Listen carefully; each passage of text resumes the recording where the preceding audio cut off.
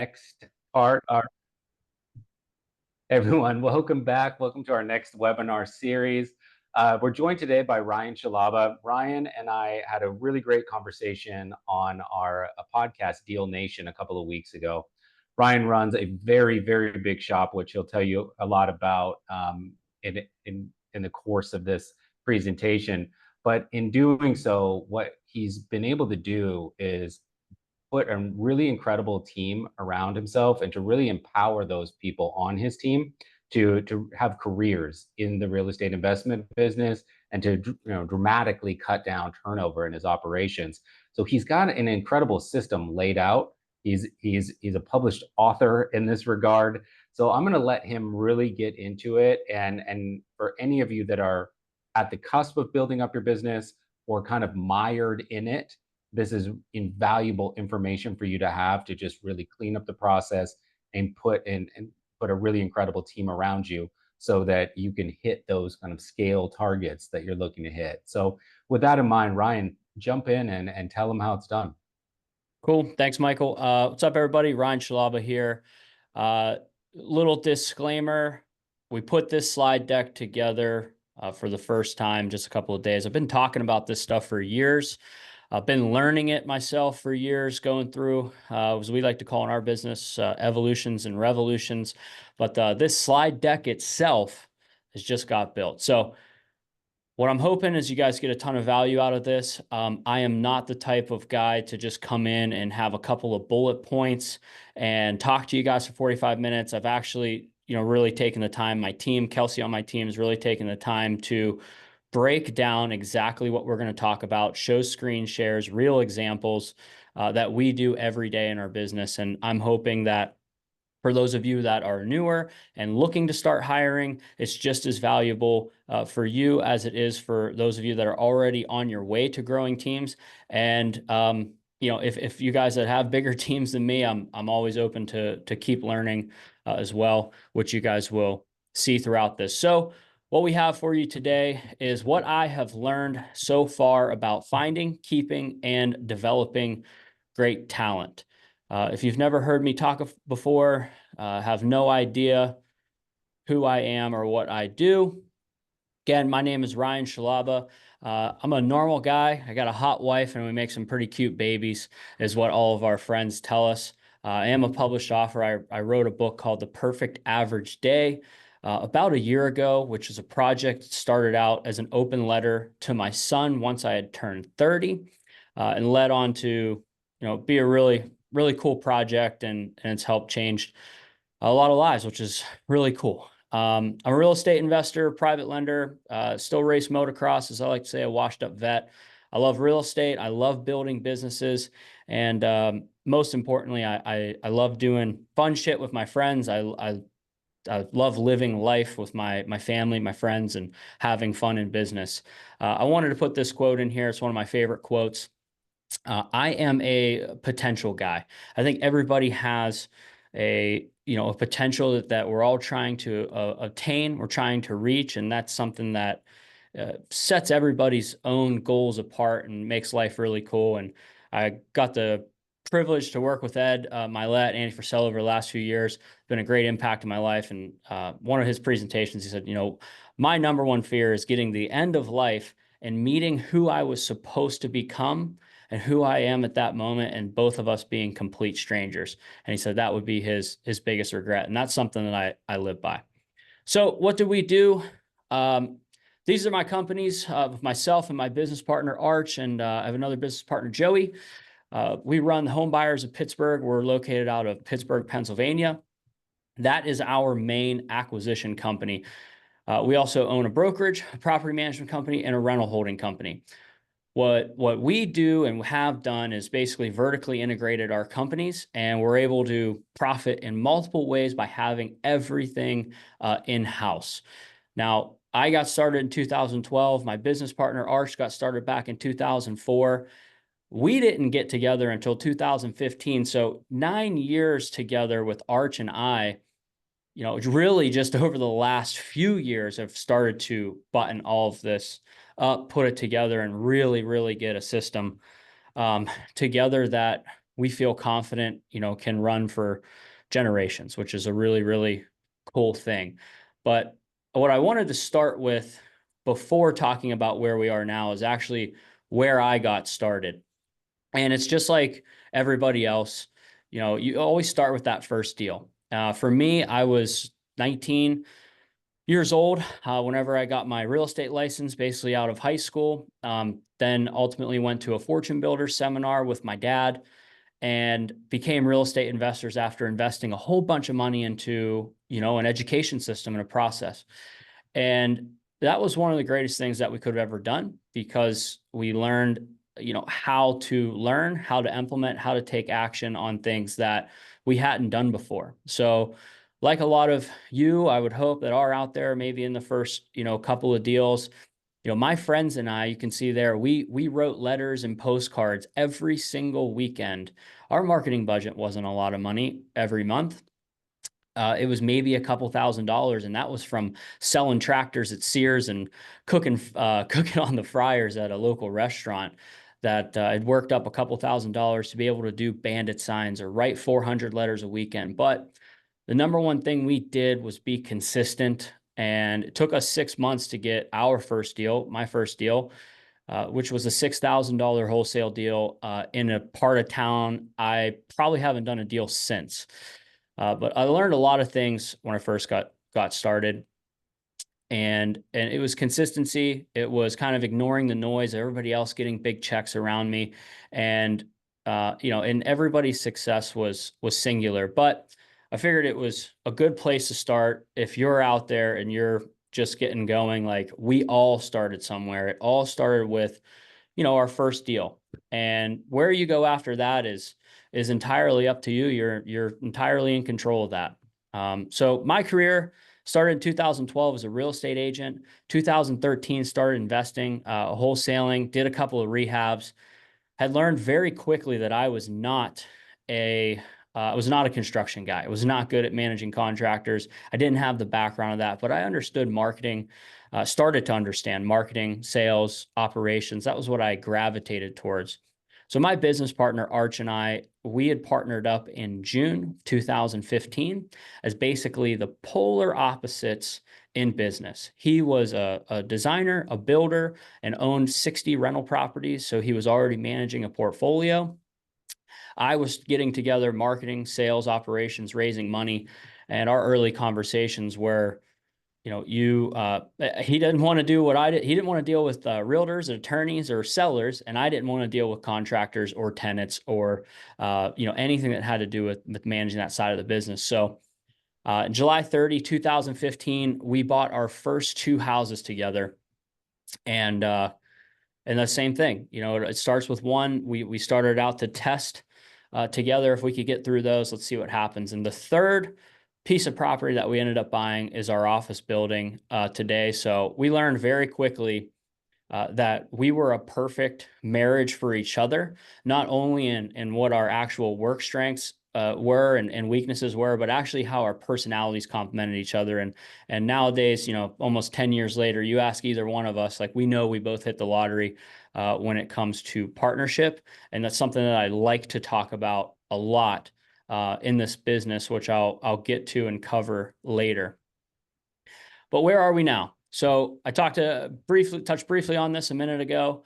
Our big thing has been vertical integration.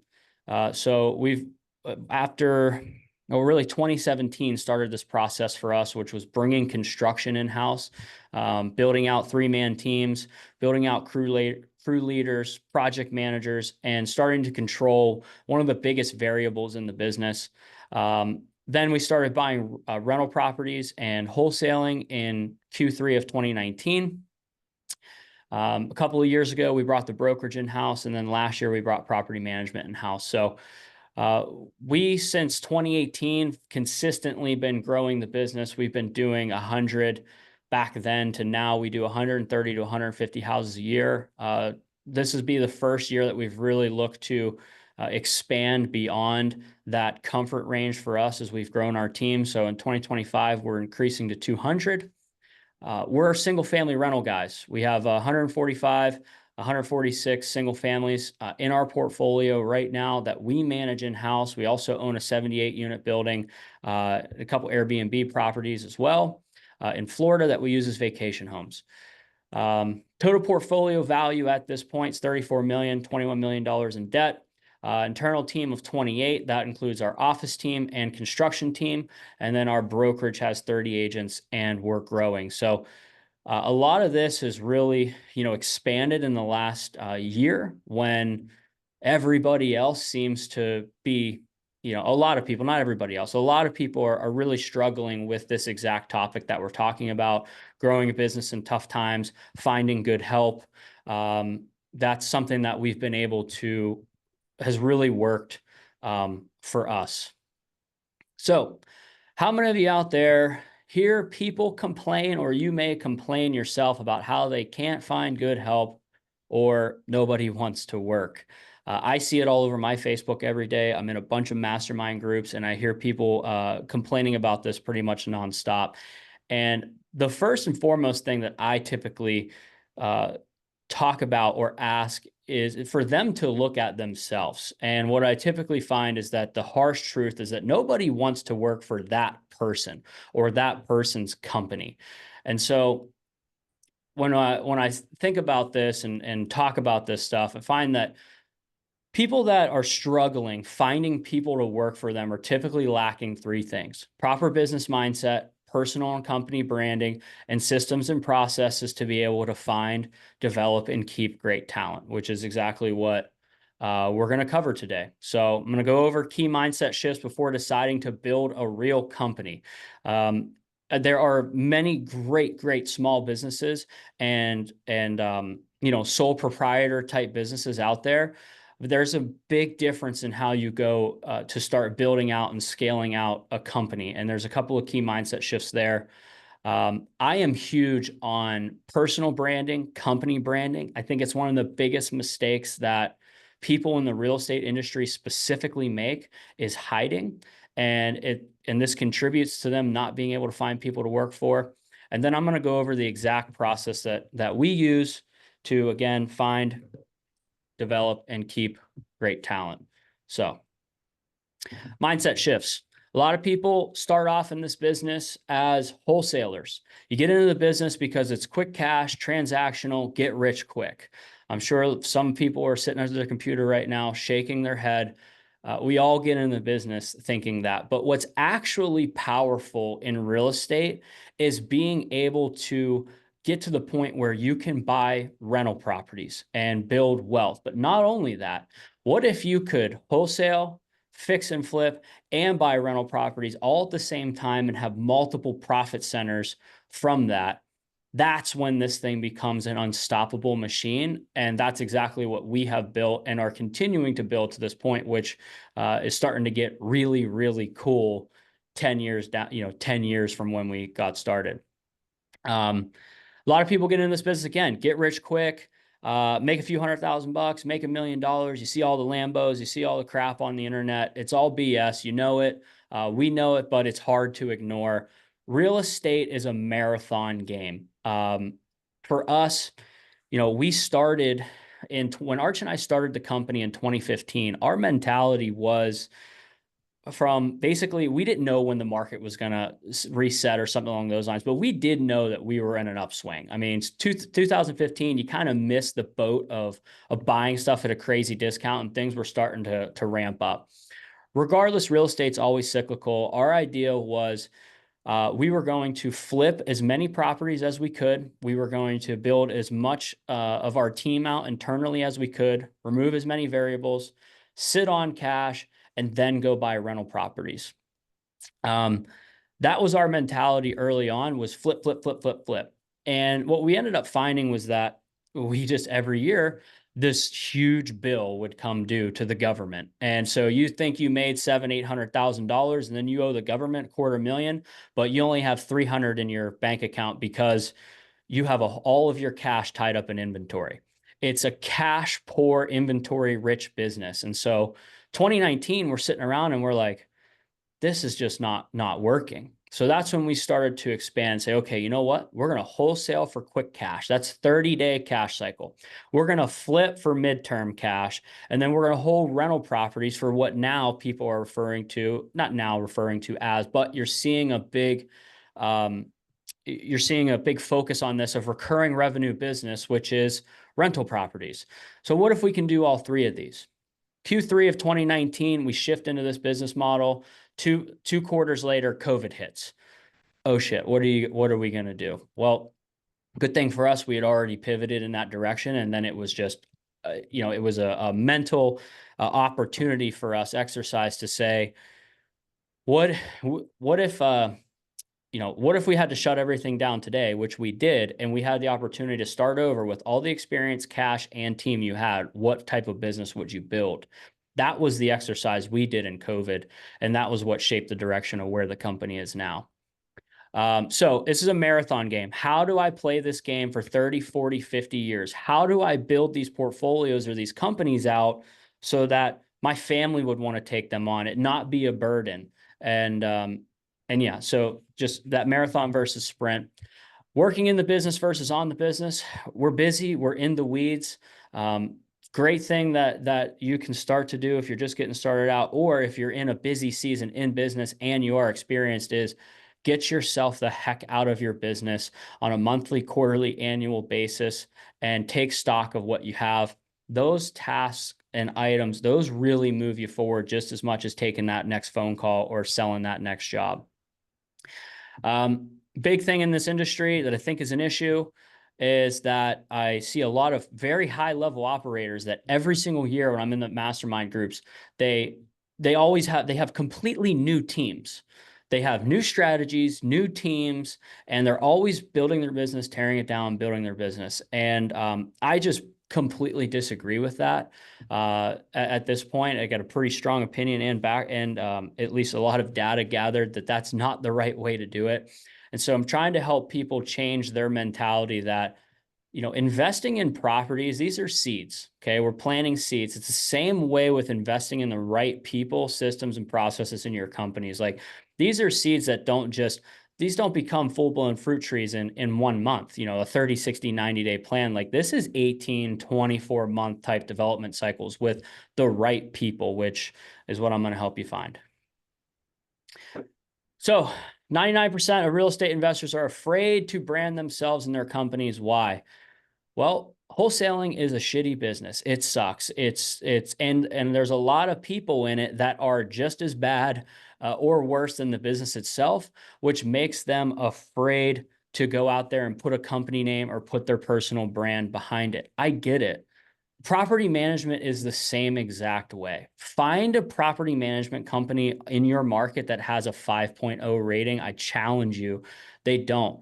It's not typically a forward-facing business, but what if it could be? What if you did things right, or you tried to treat people right, you tried to take care of your customers, and you weren't afraid to brand? How much further could you get? That's a stance I took back in 2016 with our companies. I said, I'm going to be a face, I'm going to build a personal brand, and I'm going to brand our companies, and we're going to try to do right by everybody that we can. And I can tell you that the strategy has made us a lot of money. This will also cost you a lot of money because doing the right thing is often expensive, but I believe that it is worth it. So branding as a real estate investor, extremely important. We're always marketing whether we know it or not. We're always marketing whether we know it or not. So as investors, who do we market to? And what is our message to each of these channels at all times? So for us as real estate investors, we market to sellers, buyers, lenders, contractors, and potential employees. Whether you're doing it through your personal brand or through your company, anything that you put out there is an opportunity to be marketing to any of those channels. And so you always want to be thinking, what is the message? What is the perception to each of these channels at all times? And so 3 tips on this, because this isn't a branding webinar, but I really wanted to put this in here for you, which is, what is the message? Is all material 100% congruent? So from your marketing that you put out there, to your website, to what your team says, to your fulfillment, to the very back end closing of the deal, is all of that congruent to your marketing message? And then it just becomes, how often is that message getting out there? A lot of traditional media folks talk about frequency. Once you have the message out there, it's just a game of getting people to hear it as many times as possible. So if you're not doing this, not focusing on this, I think there's a massive gap in the real estate industry to be thinking about this and doing it. Here's some examples and ideas. Marketing and branding for employees, like most things, simple. It's not easy. I think it's your personal brand is number one. We run small businesses. Okay. 99% of the time, we are the face for our companies when you're running a small or mid-sized business. And so your personal brand is number one. Do people want to work for you specifically? I think that's one of the biggest things that I'm able to leverage is I have a good reputation, a long standing reputation of doing good by people, getting people where they want to go, helping people get results. And so people do gravitate to wanting to come get an opportunity and an education to work for us, which is extremely helpful. So be who you want to work for you. Be a strong leader, be diligent, be disciplined, be organized, be all of those things. If you're leading from the front and there, then you can see what your team looks like, or is it how they are a reflection directly of you if you really take a hard look in the mirror. But at the company level, some very, very basic things that real estate investors just don't do.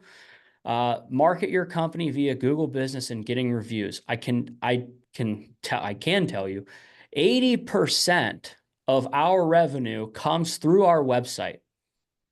40% of that revenue is organic, Google search, and through reviews, online branding, Facebook, my personal brand, and all the other things that we push to having this reputation online. It's massive whenever you start pushing this ball down the hill. So get your business on Google Business. Start collecting reviews. Build out your company's social media page. Start talking and building relationships with your local newspapers. Look for opportunities for interviews or awards or things that you can do with the community to get involved and get yourself recognized, because it's all massive credibility. I like to say do good things just to do good things. But in business too, you also will be rewarded because of that credibility factor. Over the years, we've won a heck of a lot of business awards. We do our local stuff, we do national stuff. So like for us, it's Pittsburgh Business Times or Triv Live or Post Gazette. They're always running best of the best or best places to work or fastest growing. Submit yourself for these type things. Get yourself credibility and then use that as marketing collateral. So that's a quick little tidbit on this stuff, and I hope that that's valuable, or at least gives you a launching pad to go start thinking about this stuff more, because it's been massive for us. So let's talk about the process of finding great talent. Now, this works whether you are brand new or seasoned. It works on yourself when newer, and it works on people you want to promote later. So basically, we have 5 steps. We determine what we need now. So I'll show you some stuff. I'll go through all this stuff, actually. Like I said, first time going through this slide deck, so I'm looking off here to the left. But 5 steps, determine what we need now. We're going to figure out what our pay level of these tasks are. We're going to put them into 4 quadrants. We're going to then group them into roles, and we're going to go place ads, okay? So how do we determine what we need now?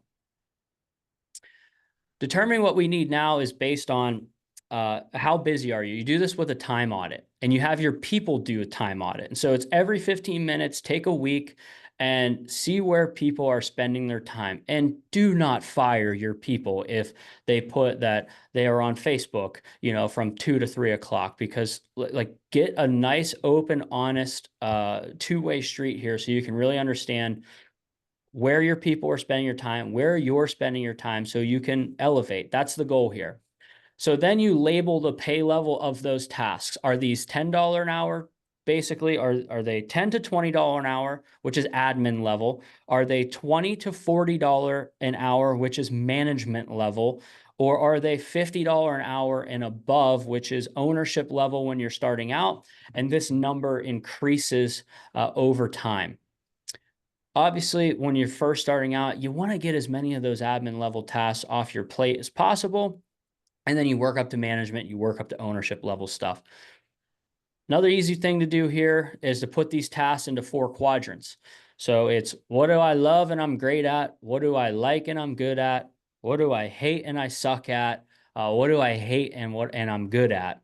And this is about happiness just as much as it is about getting stuff off your plate that you suck at and you hate at and are admin level tasks. So when you're first starting out, if you're a solopreneur or maybe you have a partner, there's going to be a lot of shit in all different types of roles. And so you may use hybrid roles when you're starting out. It's about, bunching the tasks up and putting a butt in the seat when you're first starting out. But over time, these start sliding into roles or sliding into management level things. But anyways, this is the same process. So for Arch and I, when we first started, I was marketing, sales, and ops. He was construction and property management. And so now when we look at this, you say, okay, determine where you want to be and work to get there. So what's my highest and best use? Well, it's marketing our company. It's creating goals and project plans. It's managing weekly and monthly KPIs. This is today, by the way. This is my highest and best use in the company. And so what are all the things that I needed to stop doing? Well, at first, it was stop doing transaction coordination, stop answering initial lead calls, then stop going on appointments, then stop selling my deals, then stop managing day to day. So at first, I hired an admin. This is back in 2016. Then we hired lead managers. Then we hired acquisition reps. But what we did back in the day, and really up until 6 months ago even, was we had lead manager and dispo be the same person. So that was our hybrid role on the sales team. And then just a quarter ago, we hired a sales manager. And so now I am starting to, just now, 10 years later, getting to my absolute highest and best use in the company, which is marketing, creating the goals and project plans that then my management team and my sales team will go actually execute. And then I can work off of weekly and monthly scorecards or KPIs because I'm a data guy. Mark Evans DM, data not drama. I learned that almost 10 years ago from him. I've been using it ever since. Same thing from Arch, okay? He's on the other side of the business. What's his highest and best use? Well, an initial construction scope of work, design, and schedule. So again, the managers can manage and our team can execute. Managing the construction company and property management teams, and managing our overall portfolio. Cash flow, whether we want to buy more stuff, sell more stuff. And so what was his progression? Stop working on job sites, then stop going to job sites, stop running material, stop managing rentals, and then now elevating our property manager, out of admin level things. So for us, again, this was a process that started in 2017 for construction internally. It was hiring and building crews, then project managers, then property manager, now property management admin team. And I think we're pretty filled out now at this point, unless we really want to go and scale beyond that 200. But that 28-person team that I talk about, this is how Arch and I are running that now. I know I've been going for good. You good, Michael? Yeah, absolutely. I think this is Okay. fantastic. I've got like 10 questions, but I'm going to Okay. save them for the end. All And right. for everybody, I know we put it in the comments below, but any questions that you've got lined up, you can put them into the Q&A section at the bottom there, and Ryan will get to everything at the end. Yeah. So this is an original company setup. So this is a 2-person team. Okay. Marketing, acquisitions, project management, and handling sales, and everything Arch and I had split. So basically the slide that I had showed you before, this is an initial accountability chart or org chart that I would go through and I would mark and star or use 3 colors of highlighters, red, yellow, green. I would dash it, star it, or exit. If I hated it, didn't hate it or loved it, and then my 3 levels of tasks once we had this laid out here.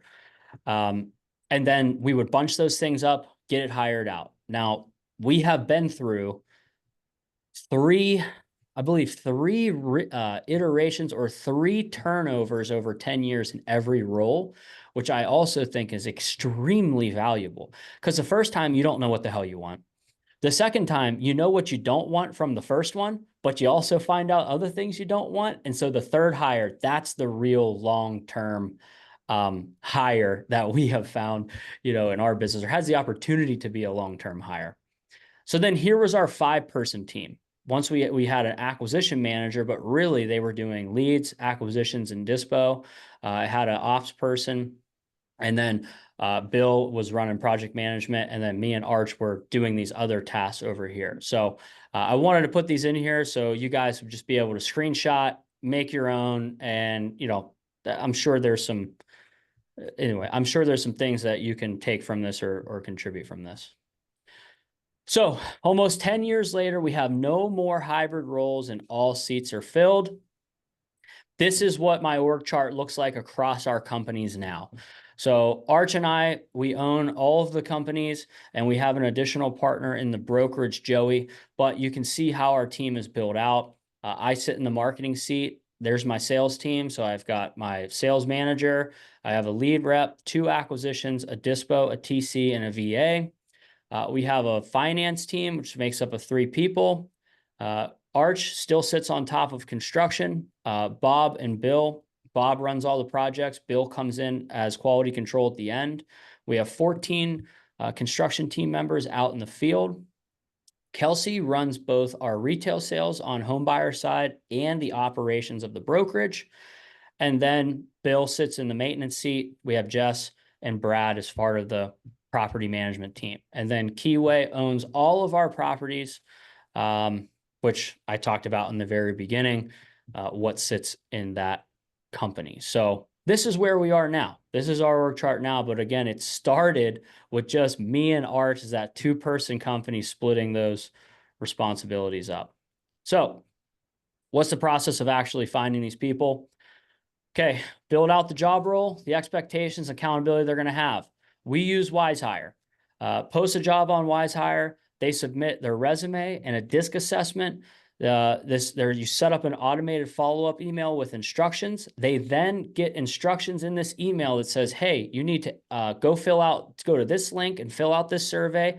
And then you need to email me a 2-minute or less intro video to this specific email.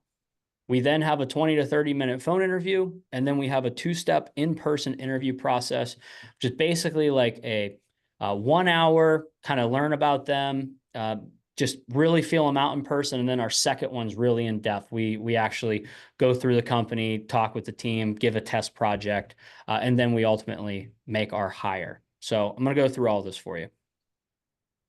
So building out a job role, expectations, and accountability. I want everybody that is watching this to understand that I didn't figure this out until about 3 months ago. Okay, what's actually required when you hire somebody for them to have clarity, training, and truly be siloed in a role that they could be up and running, in 90 days.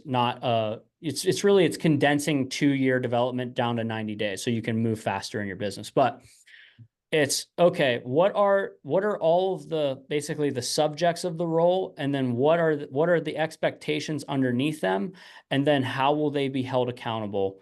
Is all a part of their job? Is all part of the job ad or the expectations that we go over when they're hiring? So when you're doing that exercise and you're saying, okay, I need someone to answer calls, or I need somebody to do outbound or set appointment, like these things then get bunched up, and now bam, you have a lead manager that you need to go hire. But this is more detailed for us than it's ever been, because this is the level of clarity we now understand that our team needs, to do their job well.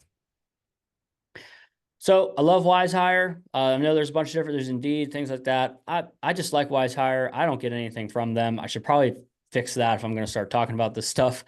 But $300 a month, it posts all the job boards, gives you disc assessments. I know you can use PI and other things like that. But again, this is just all included as a part of the application process, which I like. You can set up automations and pipeline management.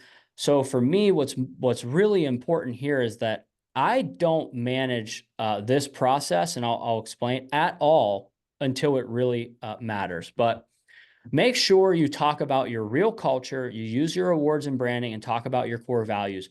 Don't talk about mine. Don't take mine. Don't take Michael's companies or other people's companies. It's got to be your stuff, because people can sniff that out. They come in there and things aren't lining up. Like, that's the type of stuff that creates turnover. So here's an example of a job ad for a, what is this? What did I do this for? Basically an admin. Okay, this isn't for an admin team member. So you can see in the description, we talk about what we've done. We talk about our business itself, what their day-to-day role will look like, and our core values, their overall responsibilities, qualifications, pay, and then at the bottom is just your company profile.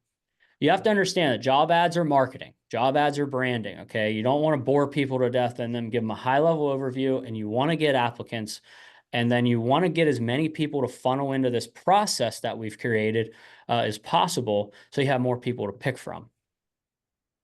So then we build a survey, 10 questions.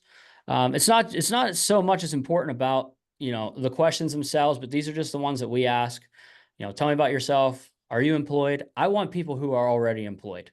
There are times, obviously, like during COVID or when there's massive layoffs in your market that you should keep up to date with, that then maybe I would break this rule, a little bit more, or be a little bit more open to it. But I definitely like when people are already employed, but not necessarily, it doesn't matter as much to me if they're already in real estate or not. I care about their values. I want them to be reading and learning. I want to know if they've done research in our company, or if they're just clicking through, trying to get unemployment for the week because they have to make 3 to 5, or 5 whatever applications a week. You have real estate experience, or in this case, from this survey I put in here, EA assistance. And I want to know that you have goals. Like, where would you like to be 3 years from now? And it's not that these people answer that they want to own a company. I'm not looking for that, but like maybe they just want to be able to put more time and focus into their family, or they want to be in better shape, or they want to have a stable career. I want to know those things because, again, I've built up a reputation. I'm working on continuing to build this reputation up of being a guy that can take people where they are to where they want to go. So what we've done is we've created a funnel process. Okay, you get applications, then you get surveys, and then you get videos. But once they submit the video, that's when your work starts as the owner, because otherwise they haven't done the process that you've asked them to do. So this is an easy way to screen out 150, 200 people down to 3 to 5 people you actually need to have a conversation with. So very typically for us, we have about 100 plus applicants. 10 people will fill out surveys, and then 3 to 5 will do all 3 things. So I only need to have 3 to 5 conversations. And guess what? We don't have to hire them if we don't want to. We keep ads open all the time and just see what comes through, because you always want to be looking for good talent. So I do a 20 to 30-minute phone interview. I usually do that myself. I basically have them reiterate what they did through the process again, so I don't have to go and do all of this stuff. Am I doing it? Absolutely. I'm checking their story. I'm looking for gaps. I want to see if they're normal, if they can hold a conversation. If I get a feeling, and you all get a feeling, you all know the feeling, when you're staring at your phone and someone rings it and you're on a long drive, you either want to talk to that person or you don't want to talk to that person. I want all of my people to be someone, if I'm driving for a long time, that I want to pick up the phone and talk to them, whether it's about work or life. So that's what that's for. And then we have a 2-step process for the interview. So, in person with myself and Arch, very traditional interview style. boring. Ask all the what are your strengths and weaknesses questions. Tell me stories about when you struggled, all that stuff. Again, really feeling them out. And then it's like, okay, is this somebody we feel like we would want to invest in? Cool. Now we're going to pull back the curtain. This final interview is usually like 3 to 4 hours.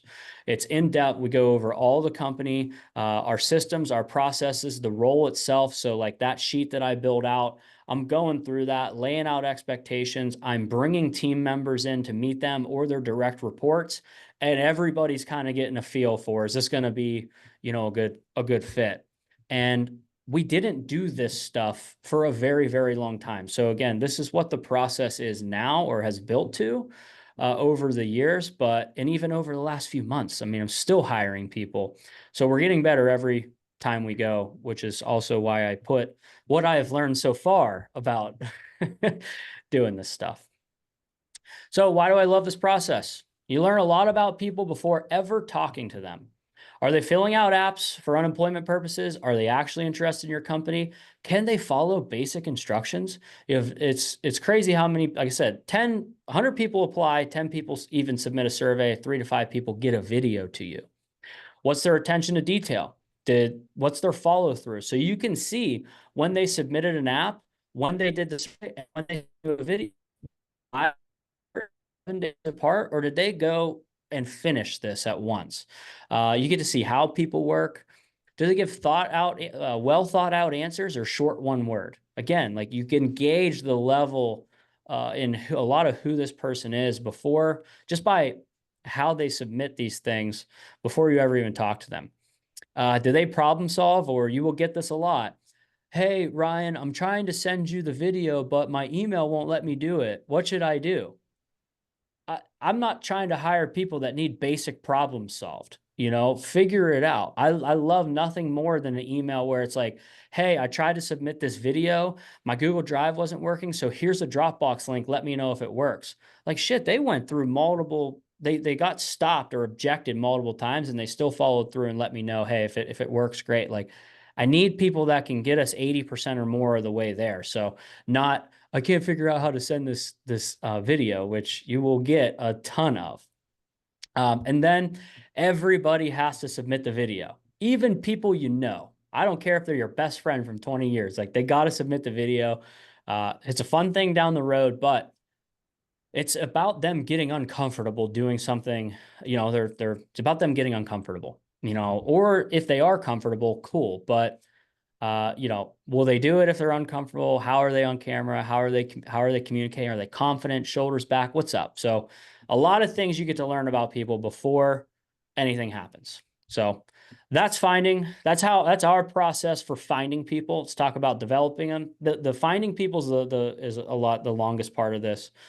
But us, as most small business owners, I'm myself included, we lack majorly in the developing people part of the business.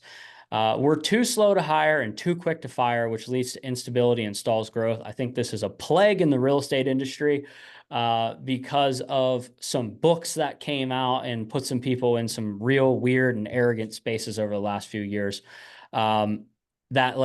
Guys, building a business takes time. It takes effort. It takes development. It takes the right people. That's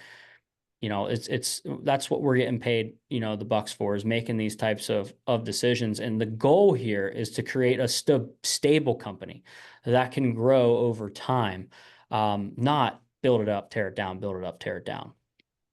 So every role should have 4 things: a direct report or a known chain of command. So Traction calls this 3 levels of approval. This is basically, here's tasks that you do, don't tell me about. Here's tasks that you do and tell me what you did. And here's tasks that you don't ever even think about doing without talking to me first.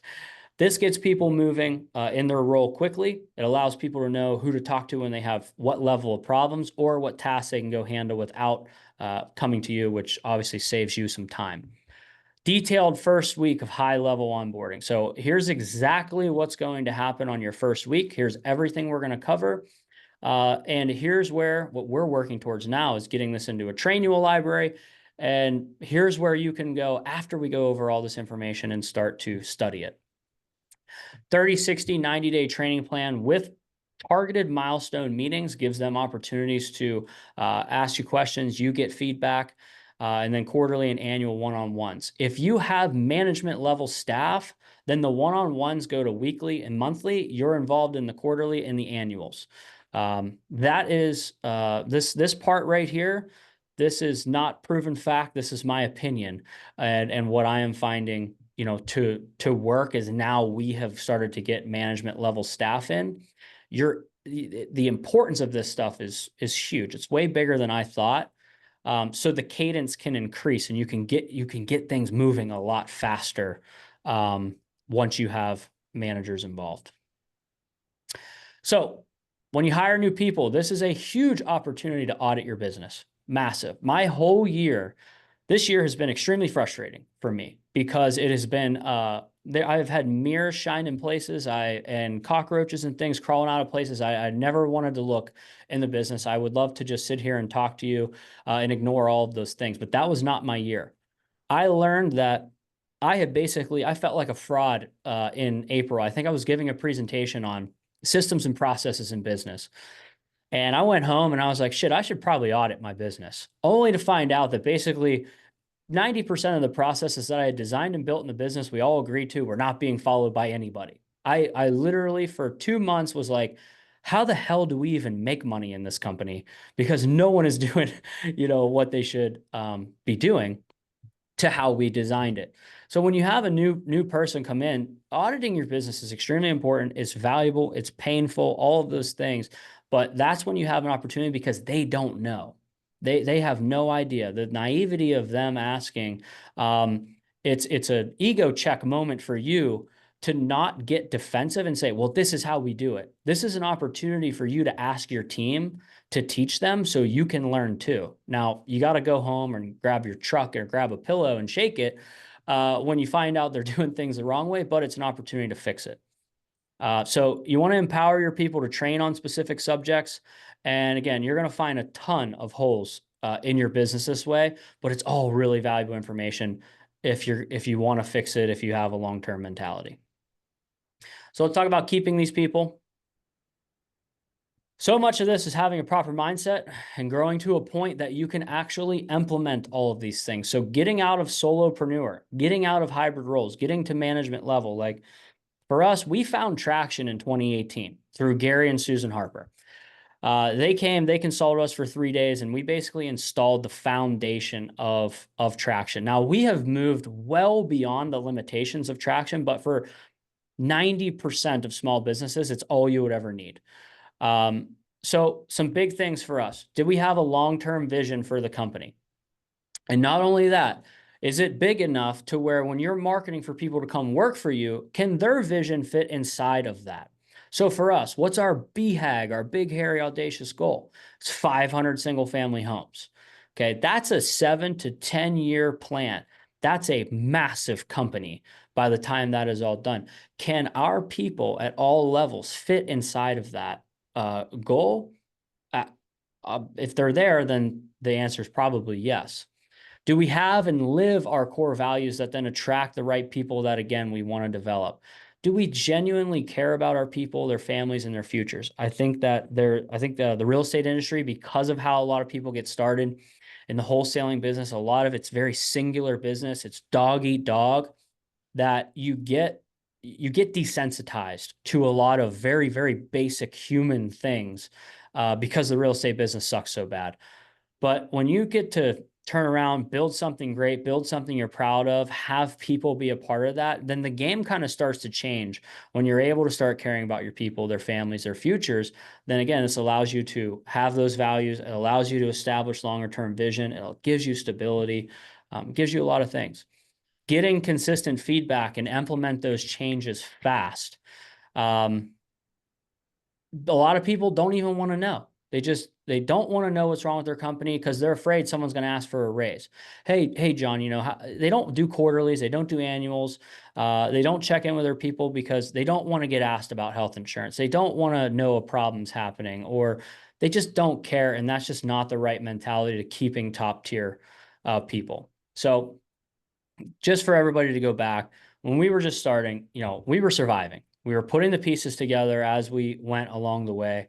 Once we got stabilized, 2017, 18, 19, 20, like that's when this mindset really started to pay off. And now it's crazy. It's really crazy what it can do. So getting consistent feedback. In 2019, we entered a competition for an award. It's a local newspaper, Best Places to Work. What ended up happening was they sent us a quantum workplace survey. This was an employee engagement survey, something a lot of people were terrified to get. It asked our employees like 50 questions. It was all anonymous submission back from them. And it's their engagement, your culture, what makes them happy, what they need out of their job. It's a real look at what your people think, about your company. The first, I was so scared the first one we got back. And I think everybody would be, because you just don't know. You think you're doing good things, but you don't really know how your people feel until it's anonymous. And back then it was like, hey, we want some time off, or we want some benefits, or we just want to know that we have job security, or we want to be able to grow with the company. It wasn't anything too crazy, but the biggest thing is like we took those things, and anybody who was disengaged or maybe upset, like we immediately had one-on-one. We tried to figure out who it was. And basically what we did was we just sent out a group text that, hey, we know we just did these surveys. We got them back. If anyone would like to have a one-on-one with us, like we're opening our doors. That then led to great conversations. It led to us to implement it. We did not win Best Places to Work that first year for Pittsburgh small businesses, but we implemented all of the changes immediately that the people wanted that were reasonable. And I can't even think if there were unreasonable ones, but there were things that would take time. We implemented everything we could immediately, and we set out a vision to implement the things that they would want over time. And the next year, and the year after that, and the year after that, and the year after that, we've won the award, which is basically the top 25 companies, in the region get it. So we've always ranked, and then we did win it like number one for small business category, under 25 employees, I believe in 22 or 23, and because it was 100%. So this is an extremely valuable thing that you can do for your company, and also get an award for it, which goes back to the branding. So yeah, over the years, it's been employee benefits like health insurances, 401ks, vacation time promotions, and we have a profit sharing plan that's very unique to the industry, but basically the construction is the most valuable thing. Your construction team is the most valuable thing in this industry. We all know how hard construction is. And for us, we've been able to create a plan that allows our guys to rev share, profit share in the portfolio that they have their hands in building, to ultimately allow them to build wealth alongside of us, which is really, really cool and has just given us a ton of opportunity. So wrapping this thing up, always be marketing and branding, audit you and your people's time, identify the roles and hire them, invest in developing the right people, put systems and rhythms in place, get consistent feedback for issues and solve them, and most importantly, for yourself, use all of these things as well as the power of real estate to create generational wealth, not just stay in the wholesaling and rehabbing game. Again, I mentioned I love traction. I love traction for, again, so many people.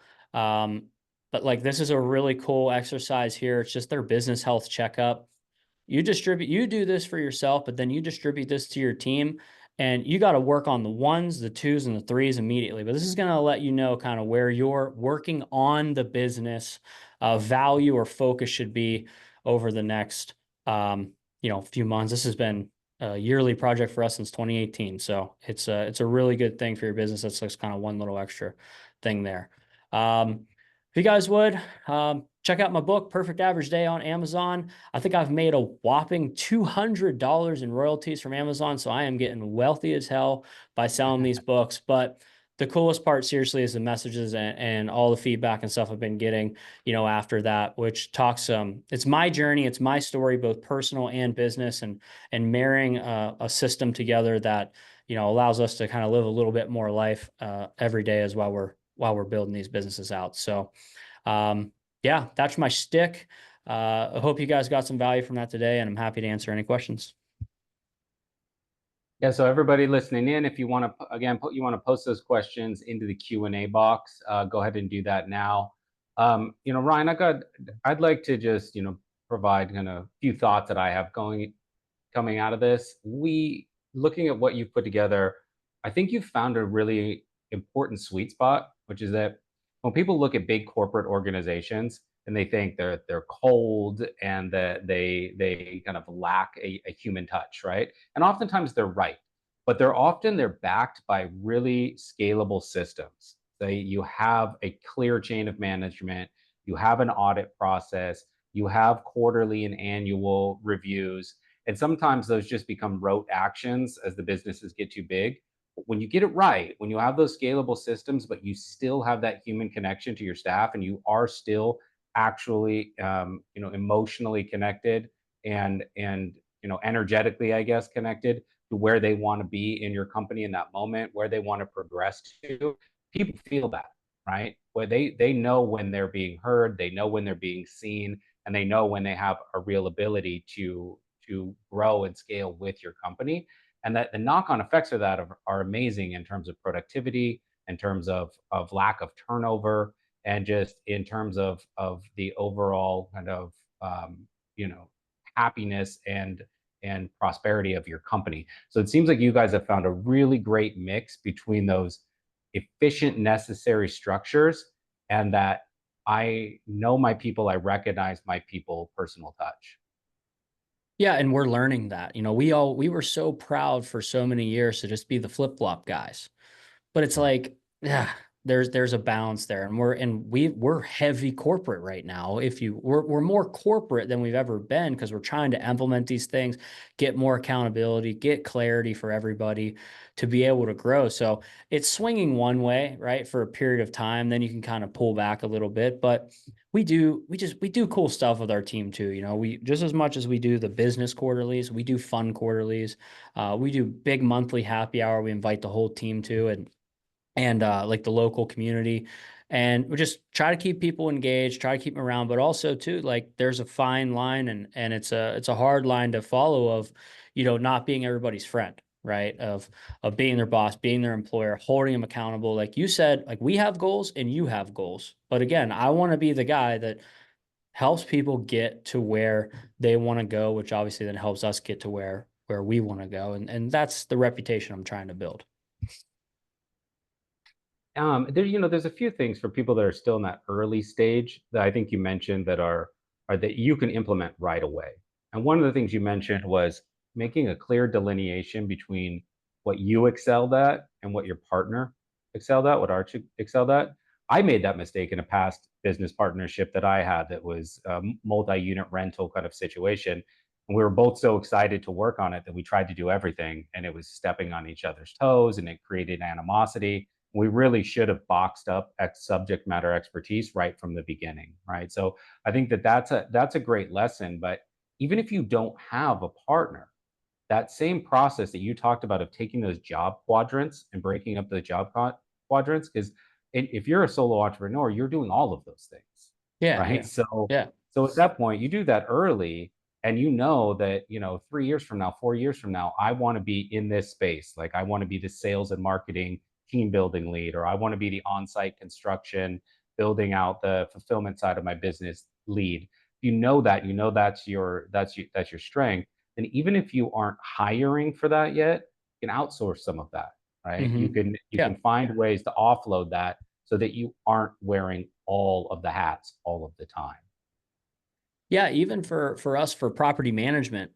So we were partnered up with a company for 3 years because we said, hey, we are great at acquiring these things and rehabbing them, but we don't have the scale to bring this in-house to do it right. So we're going to give up what most people see as a massive chunk of money to not have it in house, once we got beyond 50 doors. But it was like, no, no, no. We were focused on doing what we were good at until we had enough to support to be able to go make those mistakes or to be able to find the right people. Like, it was just a long-term learning experience for us. But yes, outsourcing is just as important as hiring, internally. But if you don't know, if you don't audit yourself or your team, then you can't do either of those things, and then you get stuck and you get frustrated, and then you quit. And that's Yeah. not what we're trying to do, right? Yeah. And the thing I'll end with this. I don't want to keep you too long, but it was something right from the beginning that you said that I think is really important when you talked about branding. And you and I talked when you came on the podcast.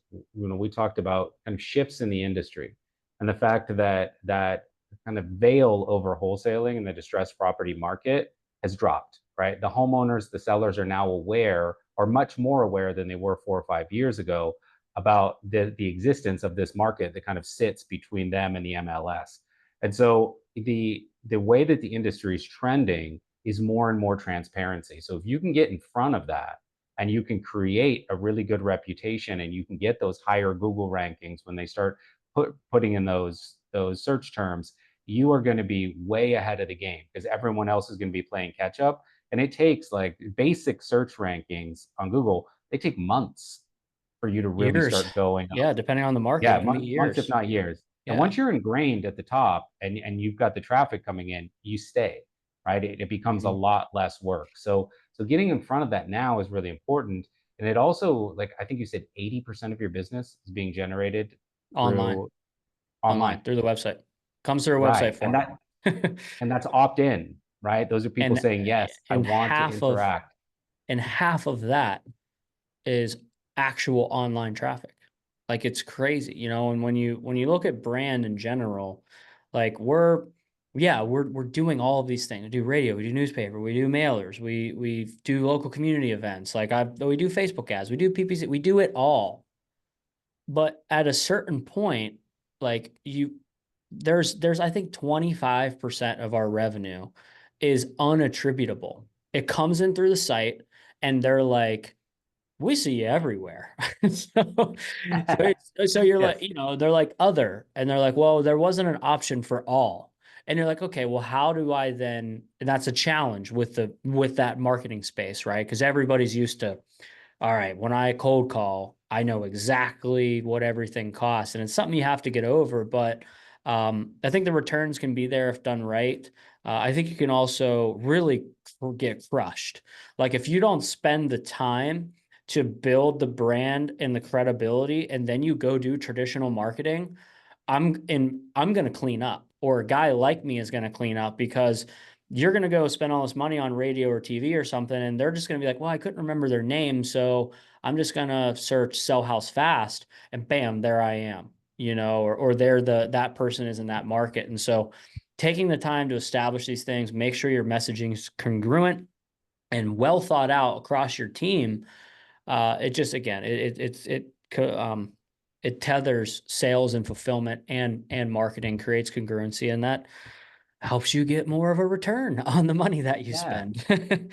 100%. Like I call it versus mentality. Like, what did texting bring in versus direct mail versus PPC? And it's a question of the total available addressable market in distressed properties.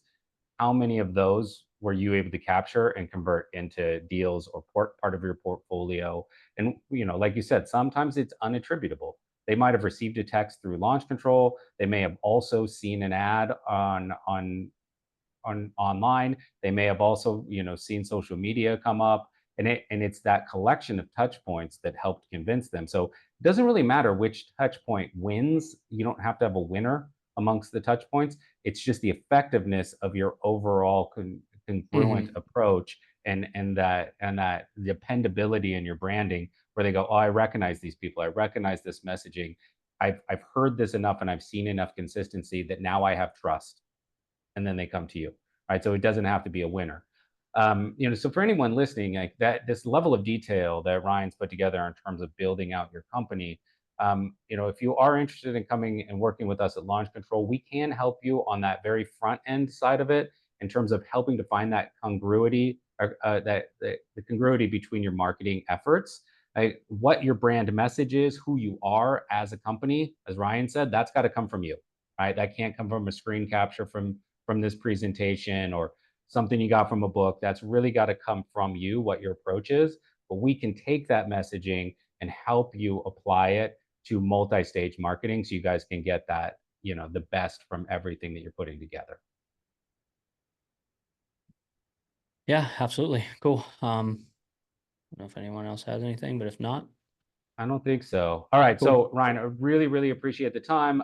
For Absolutely. anybody listening in, we're also going to put this as an on demand webinar. So you can go back, look at the slides again, catch the things that you missed. And yeah, for everyone who attended, we really appreciate your time as well. Cool. Thanks, everybody. All right. Thanks, Ryan.